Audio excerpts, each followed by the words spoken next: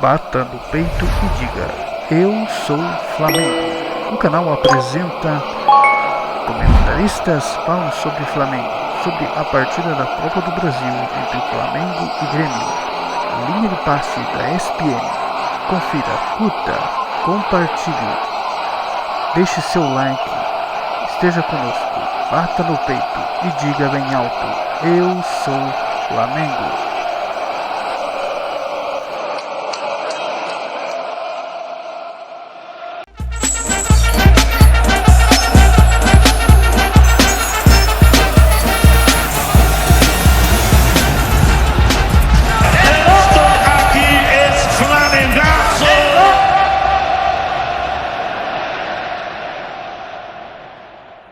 Time do Flamengo com Renato Portaluppi no comando, fazendo história em 15 jogos, 13 vitórias do Renato sob o comando do Flamengo. A classificação do Flamengo, do Galo, Atlético Paranaense já tinha confirmado a sua vaga nas semifinais e também a equipe do Fortaleza. Você participa com a gente no Linha de Passe através do Twitter, é o nosso canal de comunicação. Já estou conectado aqui, a hashtag Linha de Passe. Vamos colocar o nosso pessoal aqui na tela, os comentaristas do Linha desta noite de quarta-feira para os destaques, começando aí com destaques da vitória e classificação do time do Flamengo. Pedro Ivo Almeida, boa noite.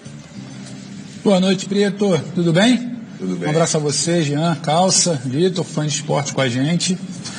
Uma vitória que já estava, uma classificação que já estava praticamente encaminhada, agora confirmada, com carimbo de Pedro. Um dos poucos que quis jogar futebol nesse Maracanã, nesse Flamengo e Grêmio, bem truncado, talvez contaminado por todo o clima fora das quatro linhas durante os últimos dias. Olha, o Renato, como eu disse, ele se iguala, em início de trabalho ao técnico Jair Pereira no comando do Flamengo. Já já nós vamos trazer mais detalhes aqui desse trabalho do Renato, como eu disse, fazendo história. Boa noite, Paulo Calçade, seu destaque aqui nesta noite especial de Copa do Brasil, tudo bem? Olá, Prieto, olá, companheiros, olá para você que nos acompanha aqui no Linha de Passe. Prieto, Flamengo, depois do 4-0 em Porto Alegre, foi para o Maracanã com a agenda debaixo do braço, olhando para frente, e foi assim que ele jogou, classificado, mas olhando. Domingo tem o Grêmio e na outra quarta tem Libertadores da América. E é com esse objetivo que o Flamengo entrou em campo, para garantir a classificação que já estava assegurada lá em Porto Alegre e pensando na Libertadores, que a gente mostra aqui no Fox Sports com exclusividade. Pois é, e tem jogo também do Campeonato Brasileiro? Tem público nos jogos do Flamengo? É mais um assunto que a gente vai avaliar do Flamengo e no agregado goleou a equipe do Grêmio, aliás. Sai faísca nesse clássico, que rivalidade, hein, Pedro? Prieto, é um clássico praticamente decidido, como eu falei aqui no destaque inicial, e eu não dá para ter a convicção, porque teria que ouvir, obviamente, dos jogadores e sentir muito mais um clima do Maracanã, mas me parece, em alguma observação, de que todo esse desgaste da semana passada, declaração de dirigente, provocação, briga nos últimos dias, tentativa de eliminar ontem, tentativa de eliminar hoje ainda, nova tentativa para o final de semana para não ter público, mexeu com esse ambiente de Flamengo e Grêmio. Um ambiente que é mexido já desde aquele 2019, daquele 5-0, Renato Gaúcho ainda do outro lado, Renato Gaúcho agora do lado de cá, Flamengo e Grêmio que volta a se enfrentar no final de semana. Então tem uma faísca aí, como você usou o termo, há algum tempo que ela foi temperada para esse duelo. Então ele já começa também com a gloriosa participação do árbitro, Rodolfo Torres Marques, que logo no começo não consegue controlar, aposta talvez muito mais num diálogo que não me parece ser o forte da característica profissional dele. Aqui não estou julgando a pessoa, mas muito mais como ele tentou levar alguns problemas aí no primeiro tempo, não conseguiu controlar esse clima que já veio diante do jogo, e aí a coisa começou a descambar. Um primeiro tempo de muito pouca bola e muita pegada, muita agressividade, podemos dizer assim, muito, sobrou um bico ali, talvez até do Rodrigo Caio tentando acertar o Borja, uma rivalidade que já vem de algum tempo, então deu para ver muito pouco no primeiro tempo. No segundo tempo, que me chamou a atenção foi, obviamente, o Pedro, não só pelos 2 gols, mas o Pedro voltando a ser decisivo. Já tinha feito um gol no final de semana contra o Palmeiras, um gol decisivo, um gol importante de cabeça, para abrir caminho ali. Hoje faz 2 gols, por mais que a vaga tivesse encaminhada, importante você ter o jogador Pedro, quando o Calçade fala agenda debaixo do braço e olhar para frente, você ter um Pedro como uma opção numa futura decisão, em jogos do Campeonato Brasileiro, acho que é muito isso. Me agradou também a forma como o Renato posiciona no segundo tempo a sua equipe querendo jogar. Muda a situação do Andrés Pereira, um Thiago Maia de muita proteção, gostei muito do Thiago Maia hoje. E se tem outra boa notícia, não só do meio para frente, o Rodrigo Caio, voltando sem sentir, brigando muito com o Bora, brigando muito, por vezes ali tentando ser um pouco até desleal, podemos dizer pelo biquinho, que acabou não pegando, mas quando se preocupou em jogar bola, em combater, uma grande notícia para a torcida do Flamengo, que está aguardando também Davi Luiz. Rodrigo Caio parece inteiro, bem no combate, bem como um dos melhores zagueiros do Brasil que pode vir a ser, se confirmando, jogando bastante tempo hoje. Então acho que algumas boas notícias num jogo que demorou a engrenar e nos oferecer alguma coisa ali no segundo tempo, Preto. Pois é, tem muita coisa pra gente discutir nesse jogo, né? O Gabigol é substituído, faz bico, parece que não queria sair, entra o Pedro ainda entra, e aí parece que tem razão o Gabigol em se preocupar em sair do jogo, porque o Pedro entra e resolve, vai lá e balança a rede. Agora, Calçade, o que eu queria abordar com você, e espero pela sua explicação. Primeiro jogo em Porto Alegre, eu vi um Grêmio fazendo um bom primeiro tempo. Aliás, em Porto Alegre, muito bom primeiro tempo do Grêmio. E nesse jogo do Maracanã, um Grêmio que também teve um bom início de jogo. Qual é esse barato do Flamengo que consegue inverter essas situações e vencer tão bem esses jogos importantes, hein, Calçade? O Preto, o Flamengo tinha hoje o Rodrigo Caio, Everton Ribeiro e o Gabigol. Se você olhar para um time que a gente possa imaginar aqui como titular do Flamengo hoje, qual seria a equipe principal? Ela teria esses 3 jogadores, dos 11 que jogaram hoje. Então já começa por aí um pouco a tua resposta, porque é um time que, com 3 titulares que a gente enxerga nitidamente, a gente reconhece o bom momento do Michael, bom momento do Vitinho, mas os titulares são outros. Então é um Flamengo que hoje, com esses 3, vindo no 4-0, ganhou do Grêmio. Ganhou do Grêmio. Então o Grêmio tem uma dificuldade imensa em todos os sentidos, né? As dificuldades do Grêmio, elas aparecem no elenco, que o Flamengo, que eu acabei de mostrar que o elenco do Flamengo hoje é um pouco diferente. O elenco do Flamengo, a gente já falou aqui muito linha de passe, que o elenco do Flamengo tinha 12, 13, 14. Hoje o elenco do Flamengo, graças ao trabalho também, aí é preciso observar que o Renato, desde a chegada do Renato conseguiu colocar mais jogadores para dentro da equipe. O Michael num momento diferente, o Vitinho num momento diferente, o Rodinei estava emprestado lá para o Inter, voltou num momento diferente, quando entra ajuda. E aí, é claro, o Flamengo é o Andrés Pereira, né? Finalmente voltou o Thiago Maia.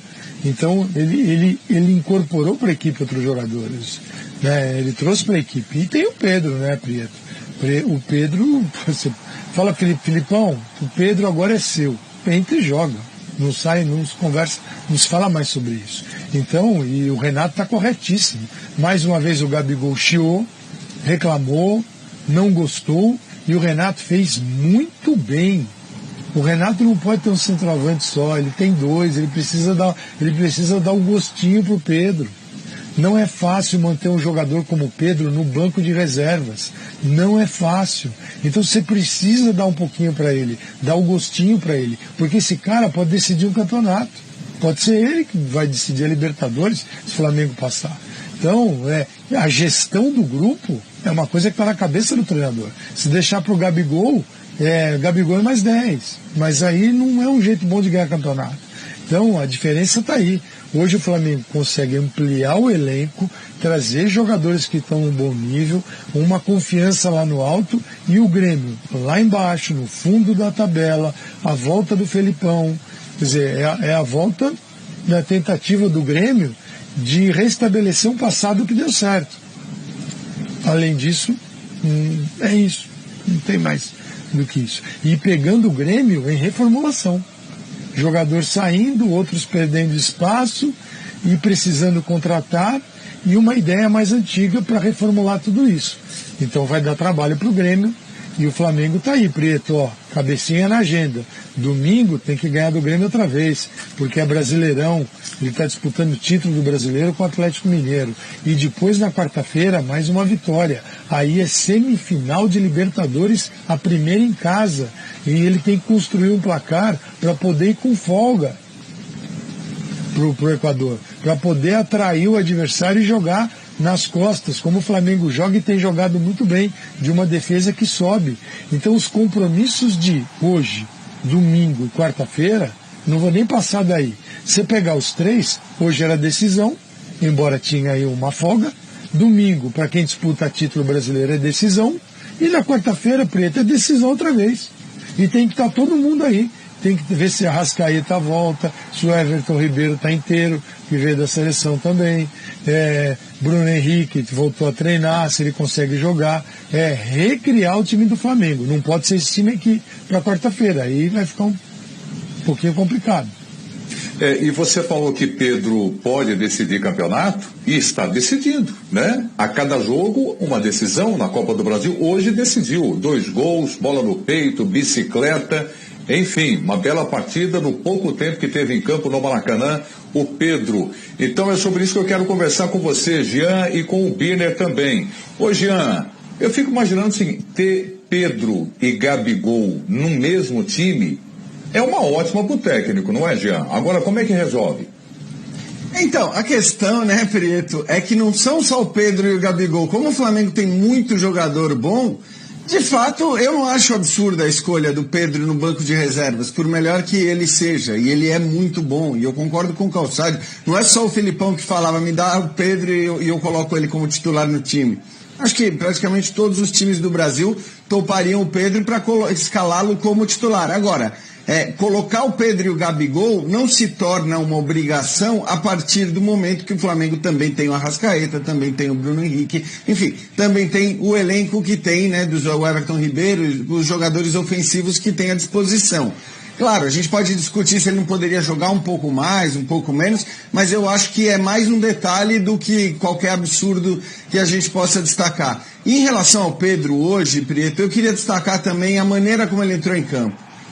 Os caras ali se matando, brigando, xingando, cuspindo, reclamando, num jogo já decidido, uma vibe absolutamente, acho que errada e desnecessária, e infelizmente esse é o padrão do nosso futebol. E não adianta dizer que o árbitro era ruim, porque árbitro ruim é o que mais tem aqui. Se todo árbitro ruim for justificativa para esse tipo de comportamento que a gente viu no primeiro tempo e também em boa parte do segundo tempo, a gente vai justificar que os jogadores ajam dessa maneira o tempo todo. Então, se o árbitro é ruim, vamos tentar fazer com que ele não seja ainda pior do que ele já é. E os jogadores não fizeram isso praticamente o jogo todo. O Pedro entra e me lembrou muito, né? Até cheguei a escrever um texto sobre isso no meu blog, depois daquele Espanha e Itália, do relacionamento dos jogadores, dos caras se enfrentando num jogo essencial da Euro, importantíssimo, considerando o cara um adversário, mas respeitando o adversário, entendendo que o cara tá querendo ganhar como ele. E acho que o Pedro foi legal, porque ele entrou com aquela pegada dele, né, sorridente, foi lá, deu um baita abraço no Rafinha, que é um mala também, porque o Rafinha é um dos que mais reclama, é bom que a gente diga, mas foi lá, deu um baita abraço, deu um sorriso e tal, e depois foi fazer o quê? Jogar futebol. E o pênalti sai de um lance genial do Pedro, ele converte o pênalti e dá a vitória ao Flamengo. Então é a demonstração, esses poucos minutos do Pedro em campo, demonstram que você pode tratar o adversário com respeito, que você não precisa ser um mala em campo o tempo todo reclamando, xingando e exibindo virilidade, e mesmo assim, jogando futebol, quem diria, a gente pode decidir os jogos no Brasil. Então vamos lá, Birner, com você também para falar de atacante, para falar desse Pedro, para falar de Gabigol. O Pedro arrebentou de novo, hein, Birner? Bom, em primeiro lugar, vale citar que muita gente questionou o comportamento do Pedro, a atitude do Pedro depois da recusa do Flamengo em cedê-lo para a seleção olímpica. E é óbvio que, por mais que o jogador tenha sentido, o jogador nunca foi um problema. Ele sempre foi mais solução do que problema. E se passou por uma pequena má fase, que para mim tinha muito mais a ver com a falta de chances de gol criadas pela equipe do que propriamente com o atleta em si. é completamente normal. Os grandes jogadores passam por fases ruins, jogadores muito melhores que o Pedro. Os craques tiveram fases ruins. Jogadores piores que o Pedro passam por fases ruins, e o Pedro também teve um momento muito curto em que ele não conseguia fazer gols, até quando jogava bem. Eu acho que eu no lugar do Renato, teria entrado hoje com um time muito mais mesclado do que ele fez. Porém, como ele diz, ele tem monitorado os jogadores, então se tem o aval de quem cuida da preparação dos atletas, sem problema nenhum. Eu não tenho noção de que nível estão esses jogadores, então eu não posso questionar isso. Mas eu acho legal, como disse o Calçade, que o Pedro entre na equipe num jogo como esse, independentemente do Gabigol se incomodar. Porque o Renato não deu só estímulo para o Pedro. Outros jogadores formados na equipe, o Pedro não é um deles, apesar de ter jogado no Flamengo quando era jovem também, mas outros jogadores formados na equipe entraram numa partida como essa, porque é um jogo de mata-mata, como o Jean disse, o jogo tinha um nível de tensão que, se não é o mais, digamos assim, indicado para o futebol limpo, ele é muito bom para dar cancha aos jogadores que têm pouca rodagem nos times de cima. Então, usar alguns atletas que o Renato foi colocando ao longo da partida, para mim isso é ponto para o treinador. Esses caras, uma hora, podem ser muito úteis na equipe de cima. A ideia é que eles tenham condições de jogar, ou que eles consigam, pelo menos, se valorizar para o Flamengo negociá-los por valores bem legais, como tem feito ultimamente com seus jogadores da base. Então, eu acho que tudo bem hoje. O Pedro entrou, fez uma bela partida. Acho que o Renato acerta na estratégia, se não tem nenhum problema de colocar em risco os jogadores na parte física. E o gremista não deve mais aguentar perder do Flamengo. Ô, Birner, e acho que assim, só em relação às escalações, né, eu confesso que sim, na hora que eu bati o olho eu também falei, pô, será que não tem gente demais? Mas no fim, se a gente parar para pensar, tinha ali 3 titulares, dos quais 2 estavam voltando, né? 2 não tinham atuado na última partida, então... Eu estou pensando nos próximos 2 jogos, Jean, junto, por isso que eu falei isso. Então, mas é que eu acho que assim, como, né, o Rodrigo Caio precisava de ritmo de jogo, o Gabigol sem também, dúvida, enfim, não tinha atuado contra o Palmeiras, então acho que ele pensou provavelmente nisso. O único que talvez a gente possa dizer, não precisava ter começado, é o Everton Ribeiro. E acho até que o Gabigol podia ter saído antes, né, por como estava o jogo, tudo aquilo que eu já falei no meu primeiro comentário, né, todo aquele nervosismo, e o Gabigol é um dos que entra também nessa pilha e tudo mais. Vale lembrar, né, vem a semifinal por aí, e claro, o Flamengo será favorito, ainda que tenha 1, 2 ou 3 desfalques, mas é o caso nesse jogo já decidido também de você poupar e evitar o cartão para um jogador que é o seu principal jogador, ou um entre os 2 ou 3 principais jogadores. Então acho que até por isso também fazia sentido a saída do Gabigol, né? O uso do Andréas Pereira, por exemplo, também para mim é necessário. A gente viu ele chegando atrasado numa cobertura, numa marcação, por exemplo, no jogo contra o Palmeiras. Tem pouca rodagem na equipe principal, precisa se entrosar. O jogo também exige isso. Jogar com o Thiago Maia, legal, de repente pode precisar disso em algum momento, né? Quem disse que o William Arão estará sempre à disposição em todos os jogos até o final da temporada. Então é muito o que o Calçade disse. A gente não sabe qual o jogador que vai decidir o título se o Flamengo for campeão fazendo um gol. A gente não sabe qual vai ajudar muito a ser campeão acertando cobertura, saída de bola, marcação, todas as fases do jogo.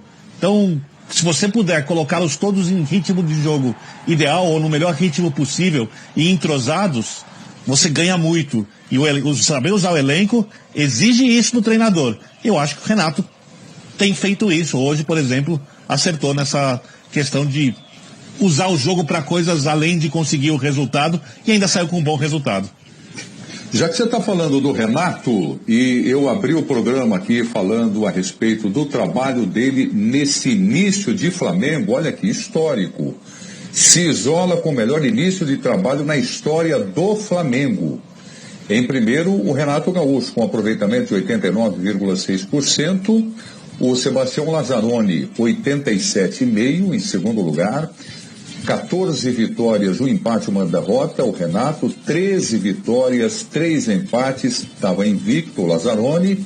Marcou 50 gols do time com o Renato, 32 com o Lazzaroni. Você tem aí a média de gols por jogo e sofridos 11 com o Renato, 7 com o Lazzaroni, considerando os 16 primeiros jogos do Renato no comando do Flamengo. Calçade. Faz um bom tempo entre um e outro, né? O que está a favor do Lazzaroni é que o time não perdeu. Do Renato é que venceu mais. Mas são só números para mim, assim, legais, mas não alteram em nada a percepção que a gente tem no presente. São épocas bem diferentes, duas equipes de futebol, num contexto diferente do Flamengo. O Flamengo hoje muito mais equilibrado e controlador da sua situação. O Flamengo hoje ele tem a gestão do seu futuro. Se tudo permanecer do jeito que está, permanecer bem, logo tem aí, tomara, né? O fim dessa loucura toda que a gente está vivendo, e o público poderá voltar em 100% ao Maracanã. Então aí o Flamengo tem novas fontes de receitas e a máquina começa a rodar numa outra velocidade, como vinha acontecendo antes de tudo ser paralisado. Então acho bacana para o Renato, mas tem muita coisa para acontecer ainda, né? Ele precisa colocar títulos nessa história aí que a gente acabou de ver.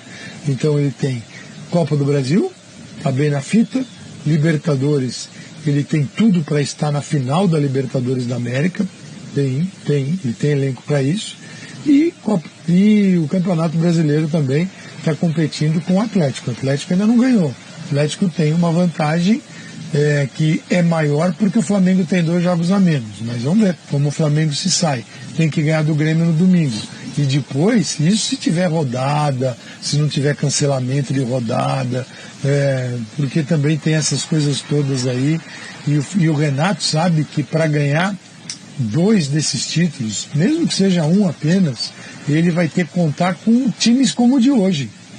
O time do Flamengo de hoje, ele mostra muito do que vem pela frente. Porque contar com aqueles 11 que todo mundo sabe em todos os jogos é loucura. É loucura. O que o Jorge Jesus fez enquanto esteve à frente do Flamengo foi exceção. Não pode ser visto como regra. O Jorge Jesus forçou demais alguns jogadores. Ele foi no limite. No limite. E a gente sabe como é que foi a vitória do Flamengo na Libertadores. Ali o Gabigol tirando sabe-se lá de onde e operando milagre. Então, não dá para ter só 11 e ou um 12º, 13º jogador. O Flamengo vai ter que jogar, sim, partidas como essa aqui de hoje. E ela é um exemplo, que tinham 3 titulares do time considerado titular e 8 jogadores que são solução. Pô, você tem Pedro, Vitinho, Michael, tem que funcionar esse time. Tem que funcionar. E então o jogo de hoje ele é um exemplo. Tudo bem, o Grêmio não é a melhor referência para a gente no momento, mas o Flamengo tem o Grêmio outra vez e vai ter que superar novamente no domingo para lutar noutra frente, que é o Brasileirão. Então o jogo de hoje é um exemplo para um time que sonha em ganhar as 3 competições. Pode ganhar as 3? Pode. Não é simples, mas pode. Talvez que tem o Atlético Mineiro, o Palmeiras um pouquinho em baixa, mas o Flamengo tem condição de ganhar as 3 sim, e o Atlético Mineiro está nessa história aí. Eu quero colocar alguns números para vocês aqui na tela que são impressionantes do Renato, né? Teve aí uma relação muito curta de divórcio com o Domi, com o Rogério Ceni. Agora, até onde vai essa lua de mel com o Renato Portaluppi? Eu estou vendo aqui os números, né, de gols, né, nas partidas que ele assumiu o time, em jogos da Conmebol, Libertadores da América, da Copa do Brasil, como a gente está acompanhando. E só contra o Olímpia, 9-2 no placar agregado. E daqui a pouco vai pintar na tela.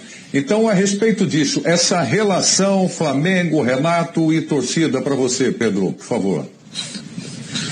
Eu acho que o Calçade toca num ponto que falta. É óbvio que os números já mostram que o trabalho é positivo. Recorte de 16 partidas. O Calçade toca num ponto de carimbar com títulos. Eu acho que é isso. O torcedor agora espera para ver. Faltam 4 partidas. Em caso de título na Copa do Brasil, faltam 3 partidas por um caso de título na Libertadores. Está muito claro que esse Renato devolve esse Flamengo, como está na nossa tela, esse rolo compressor, a quantidade de gols que faz, 50 gols, você atingir uma casa dessa com 16 partidas, uma média superior a 3 gols, remete àquele Flamengo que teve suas grandes conquistas há 2 anos atrás. Então, talvez essa seja a explicação dessa lua de mel.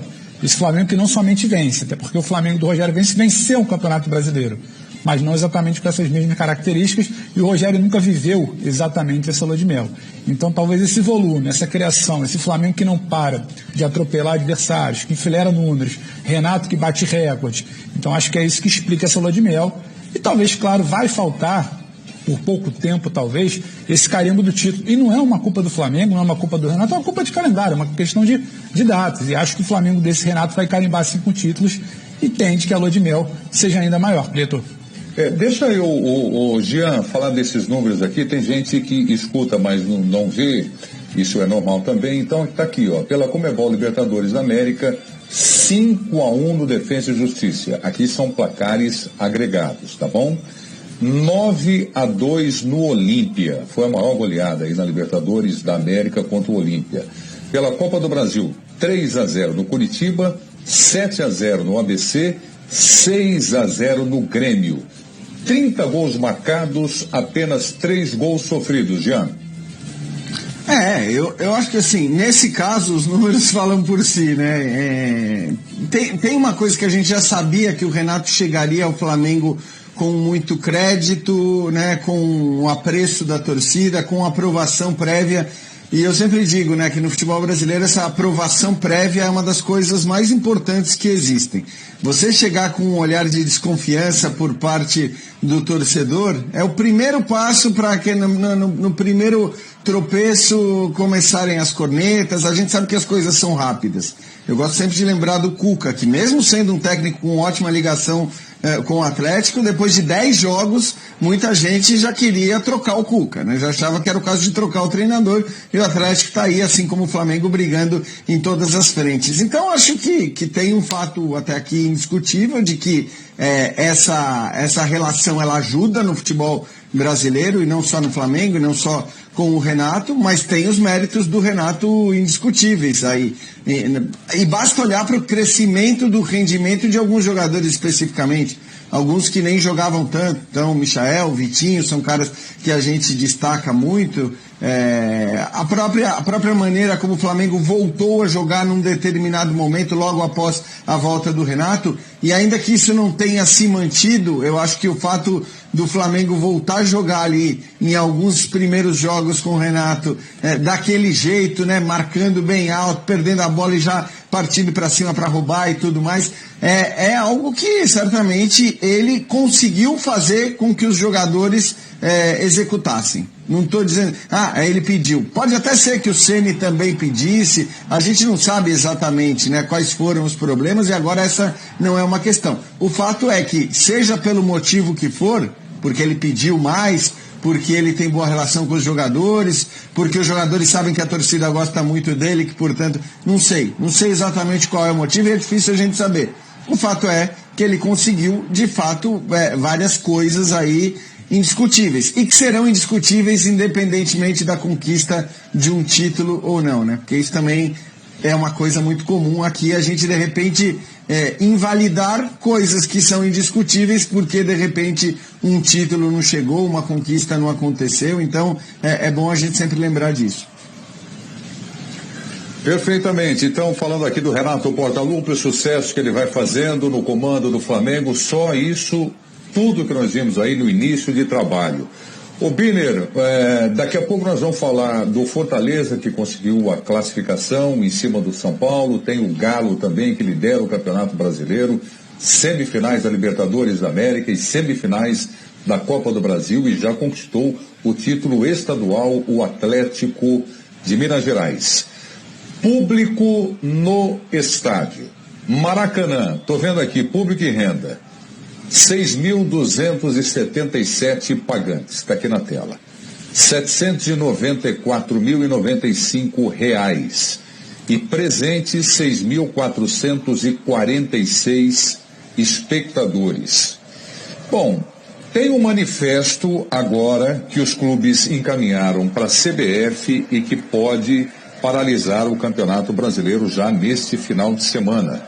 Né? Um manifesto aí assinado por 17 clubes, exceto o Atlético Mineiro, o Cuiabá e, evidentemente, o Flamengo. Então, é mais uma confusão aqui em torno dessa questão de liberar público ali na cidade do Rio de Janeiro, onde estão os torcedores, seguindo aí protocolos também para o Maracanã, mas que cria uma questão complicada aí para o Campeonato Brasileiro e com as outras 17 agremiações, né, Biner? Eu acho que é só mais uma, viu, Preto? Eu não vou supervalorizar isso. Para mim, o problema do público é uma questão sanitária. E todo mundo sabe, eu sou contra a presença de público nesse momento em qualquer estádio. Eu também seria contra a abertura de vários outros setores que estão abertos da nossa sociedade. Acho que alguns podem sim ser abertos. Eu escuto muito o que os cientistas dizem. Eu não tenho uma opinião assim formada com algo que eu simplesmente acho, ou porque me convém, ou porque não me convém. Então, eu vejo, por exemplo, na Inglaterra, cientistas temem, por exemplo, que haja problema sério por causa da variante Delta, né? E fazem algumas recomendações para o governo britânico fecharem coisas que estão abertas, para se evitar isso antes que aconteça. E ali a vacinação está muito mais avançada do que aqui, né? Tem mais gente com segunda dose do que temos aqui no Brasil. Então eu sou contra. Do ponto de vista esportivo, é uma coisa que eu já disse e vou ter que repetir. É óbvio que o time que tem torcida no estádio tem vantagem em relação ao time que não tem a sua torcida no estádio. Isso é uma coisa muito óbvia. Eu não vou desprezar, por exemplo, a força da torcida do Flamengo, do Atlético, nem a do Cuiabá, que é muito menor. Eles podem ajudar muito mais do que um estádio vazio num jogo de futebol. Só que aqui no Brasil, volto a repetir, um lance que um gol que é invalidado num jogo por suposta participação do jogador, no outro não é invalidado. Um clube cumpre as regras como deve na parte financeira, paga seu salário em dia, contrata quem pode, o outro joga com quem não tem condição de pagar, né? De repente, um clube oferece um gramado bom para um time e o outro não joga quando vai jogar no campo desse mesmo adversário, o gramado está em péssimas condições. Um time cede jogadores para a seleção brasileira, perde pontos durante o campeonato por causa disso, e o outro não perde, jogando o mesmo campeonato porque não cedeu jogadores. Ele está punindo quem foi mais competente, quem conseguiu contratar melhor, cuidar melhor das suas contas e tudo mais. Então, é mais um detalhe, sob o ponto de vista esportivo, dentro do que, na verdade, é o futebol brasileiro. Essa bagunça enorme, essa coisa sem credibilidade, em que o torcedor sempre desconfia. Sempre tem alguma coisinha por trás. O torcedor sempre pensa isso, e não deve ser por acaso. Não que tenha sempre, mas é porque essas disparidades, nem critério de arbitragem a gente tem exatamente, VAR descalibrado. Então, é um detalhe para mim, Preto, do ponto de vista esportivo. Do ponto de vista sanitário, acho um risco, mas também, se for um público reduzido, como foi hoje, todos deveriam ter direito, obviamente, não só um clube. Mas se for um público muito reduzido como foi hoje, se todos estiverem com 2 doses de vacina, se todos comprovarem isso com documentos legais, não, obviamente, darem seu jeitinho, se usarem uma máscara como tem que ser usada, a máscara que funcione, não qualquer máscara, né? Uma PFF2, por exemplo, se mantiverem a distância, eu não seria contra. Mas é que futebol é difícil, né? Faz gol, se abraça, torce, se perde um pouco a razão. Vai-se ao estádio para isso, não vai-se ao estádio para ficar pensando em tudo que você pode fazer, apesar da UEFA adorar isso, né? Com o padrão FIFA, o cara sentado ali. Podem falar do que fizeram a proibição dos 3 pássaros, né, no símbolo do Ajax, essas coisas que pertencem ao futebol pasteurizado de hoje. Mas então eu acho difícil que funcione. Mas se fosse desse jeito, até tudo bem. Sou contra no geral, Prieto. Para mim é mais fácil não ter. Ok. Ô Jean, agora tem um detalhe, hein, Jean? Aumenta a rivalidade que já existe entre os clubes, tem aí o desentendimento.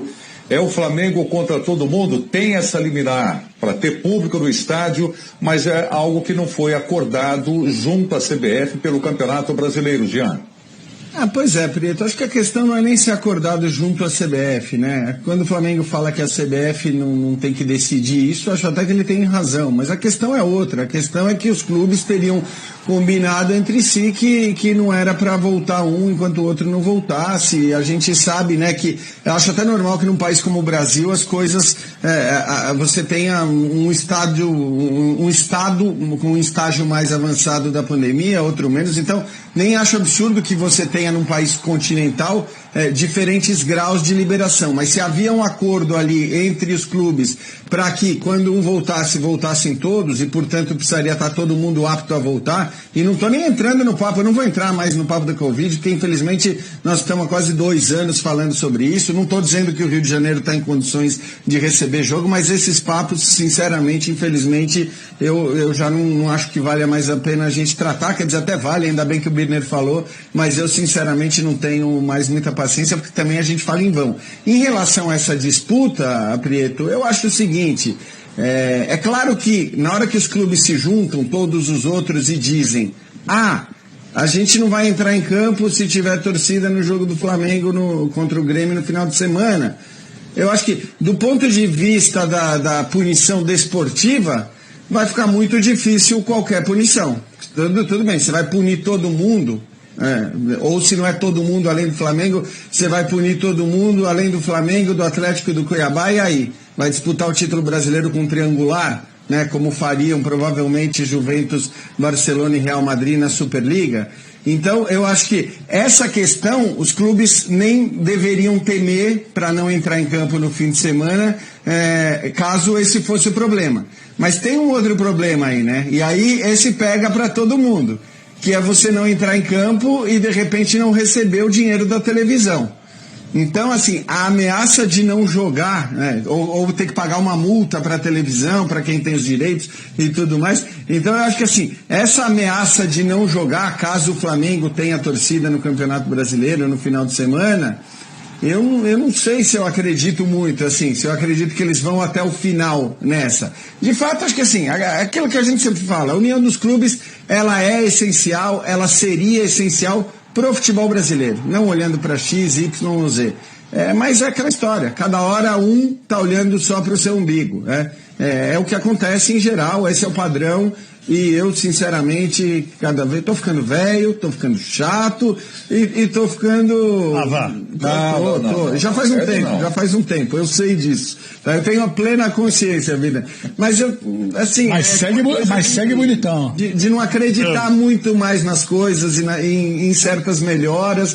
Ainda bem que temos aqui o Pedro Ivo, que está aí com um gás renovado, sorridente, com ânimo, e certamente acreditando que sim, as coisas vão melhorar. Não é isso, Pedro? Só Pedro, antes de você, Pedro, diga, você sempre tem informações, deixa eu só esclarecer uma coisa aqui, e você bem objetivo. Para você, torcedor do Flamengo, que pensa em comprar ingresso e quer assistir o jogo do Flamengo, você está no seu direito. Se está liberado na cidade do Rio de Janeiro, é um direito que você tem. O que eu quero discutir aqui agora, e Pedro, e vou passar a palavra para você, é essa questão do campeonato, dos 20 clubes da Série A. Se tem rodada no final de semana.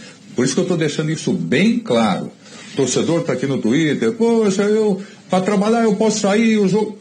Pode, se está liberado, tem a liminar, está autorizado, e se tiver o jogo, você está no seu direito de fazer o que você quiser, de assistir o jogo. O que eu quero aqui do Pedro agora é saber, vai ter a rodada no Campeonato Brasileiro, Pedro? Vai ter jogo? Hoje? Você me permite só mandar um recado para o nosso querido Juca Kfouri, que está nos assistindo, e falou que ele só ficou assim aos 70. Eu entendo, mas acho que, assim como tantas outras coisas, Juca, esses processos vão se antecipando, né? São tantos processos que se antecipam nos ciclos de vida, e para mim a chatice chegou aos quase 50, tá? E um beijo para você. É que com 50 ele não viveu pandemia, foi isso.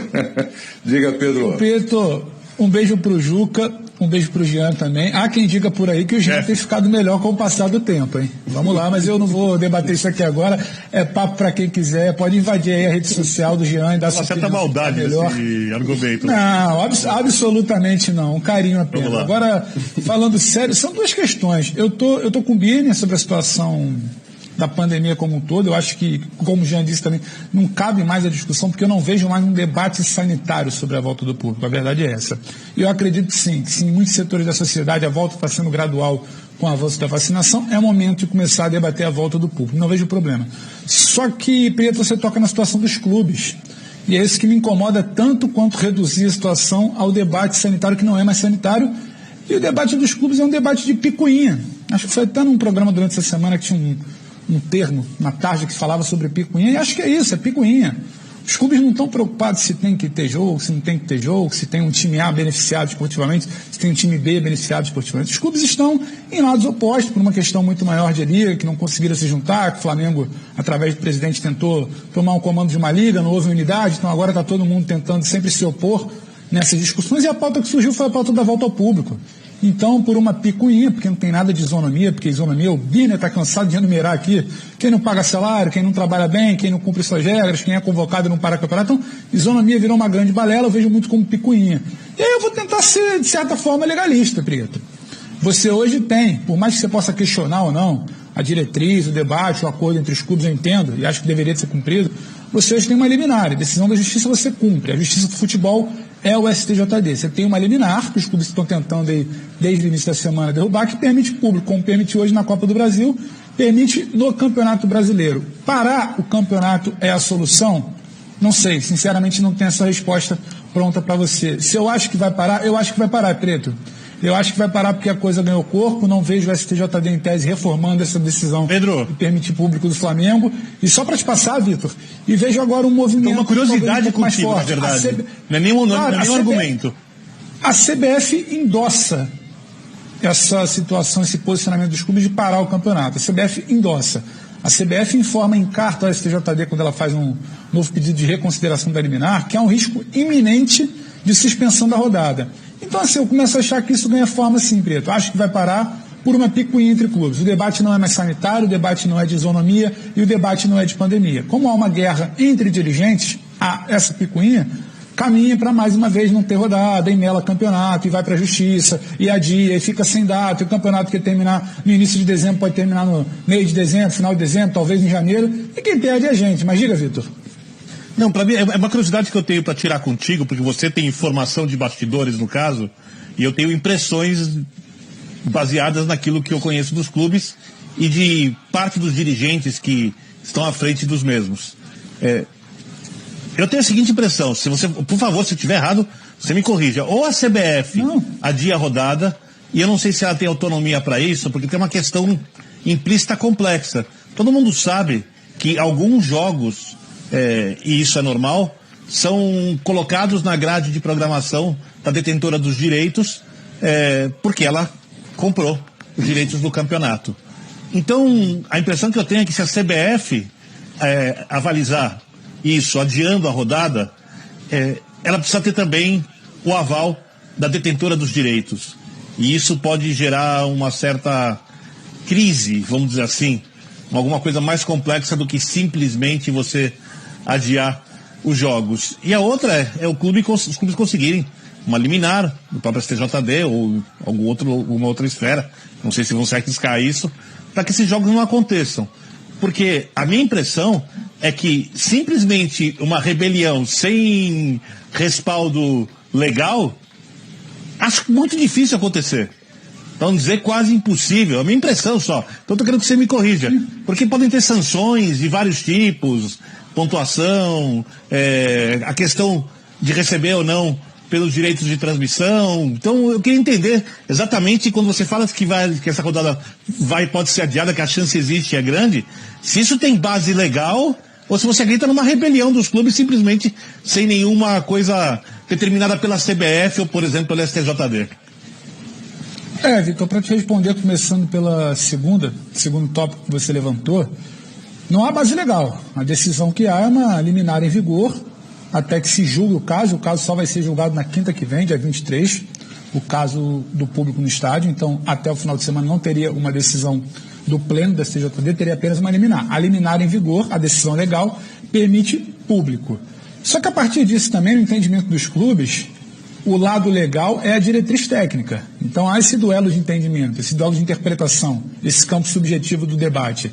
Então eles entendem que estão respaldados pela diretriz técnica e a partir do momento que a CBF endossa o pedido para reformar essa decisão da STJD, eles entendem que estão respaldados pela diretriz e por quem organiza o campeonato. Aí entra um debate de entendimento. E eu não quero ter a pretensão aqui de dizer se está certo ou se está errado, então soa muito mais como uma rebelião, entre aspas, para repetir o termo que você usou, porque não há base legal. Sobre a situação dos detentores, o que acontece obviamente, a TV, assim como a ESPN, a Fox, o Grupo Disney tem sua programação.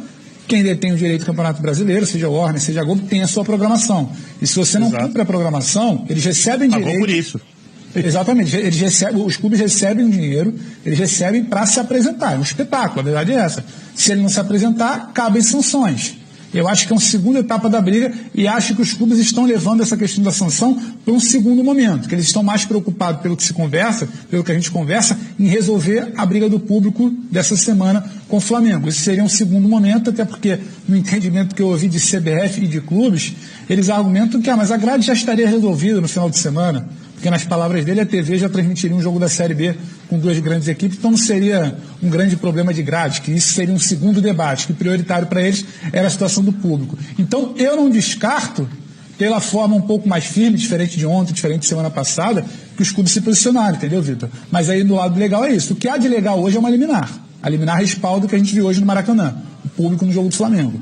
Entendeu? O que há a se debater, e a gente não sabe, há uma expectativa de uma decisão amanhã para um despacho do novo pedido de hoje. Hoje teve um novo despacho, hoje teve um novo pedido dos 17 clubes, menos Flamengo, Cuiabá e Galo, pedindo para reconsiderar a decisão liminar. E a CBF endossou. Há uma promessa de resposta para amanhã. Se não houver, os clubes garantem que não entra em campo.